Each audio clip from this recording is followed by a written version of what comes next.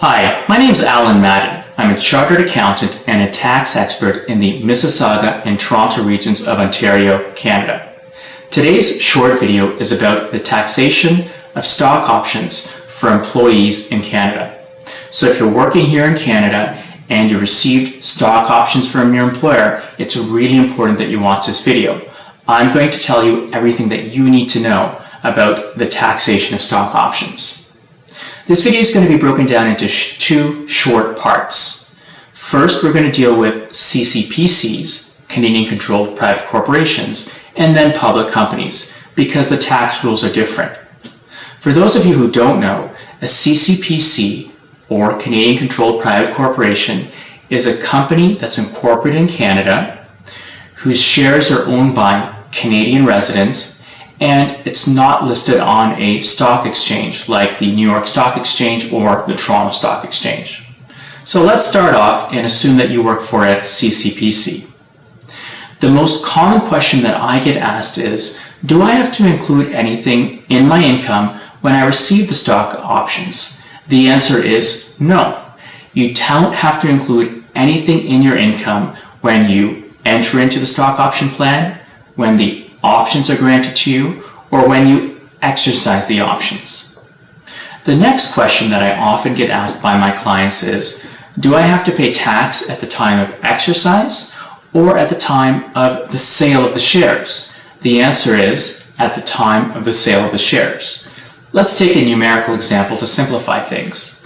Let's assume that the exercise price is $3 a share and the market value of the shares is $10. The benefit when you exercise and immediately sell is therefore $7, 10 minus the 3. And that is known as the employment benefit, which will be included in your income at the time of sales of the shares. The third question that I often get asked is, what's this 50% deduction about? Well, you are entitled to a deduction equal to 50% of the employment benefit that we calculated as $7 in the previous example if you meet one of two conditions. Number one, you've held the shares for at least 2 years after you exercised. Number two, the exercise price is at least equal to the fair market value of the shares when they were granted to you.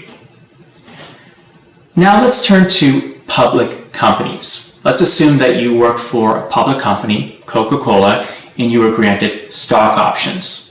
The most common question I get asked, again, is, do I have to pay tax at the time of exercise of the options or at the time of the final sale of the shares? The answer is at the time of exercise, which is different than the rules for CCPCs. Let's take a numerical example. Assume that you work for Coca-Cola Canada and the fair market value of the shares today is $30. And according to the option agreement, you can exercise or buy the shares for $10. Therefore, the employment benefit that will be included in your income at the time of exercise is $20. Now, here's a quick piece of advice for you. Please don't hold on to the shares too long, because if the price of the stock drops, let's say to, in a worst case scenario, 0, you're still on the hook for the $20 of tax. So if you're risk adverse, it makes sense to sell the shares immediately after you exercise so you have enough cash available to pay for the tax. Am I entitled to the 50% deduction if I work for a public company and I receive stock options? The answer is yes, if you meet 3 conditions. Now, unlike CCPCs, you have to meet all of these conditions in order to be entitled to the 50% deduction. Number 1, you receive normal common shares upon exercise. Number 2, the exercise price is at least equal to the fair market value of the shares at the time the options were granted. Number 3, you deal at arm's length or on a third-party basis with your employer. An example of when you wouldn't deal on a third-party basis with your employer would be, let's say, if you were the spouse of the president of Coca-Cola. Okay? Clearly, you're not working on an arm's length basis.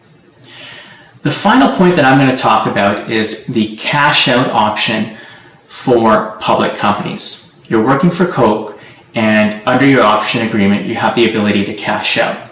So instead of having to buy the shares for $10, which is the strike price, then sell it for $30, your employer offers you the ability under the option agreement to simply receive a check directly from your employer for $20. That's known as cashing out your stock options.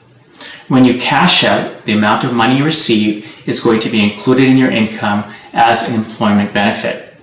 Once again, you may be entitled to a 50% deduction equal to half of the employment benefit on your tax return.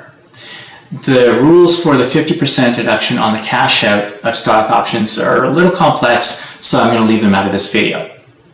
I hope that you found this video useful. For more free tax tips, simply click on the URL, which is shown at the bottom of the screen, http://madanca.com, and you'll be a lot wealthier. Thanks for watching, and see you next time.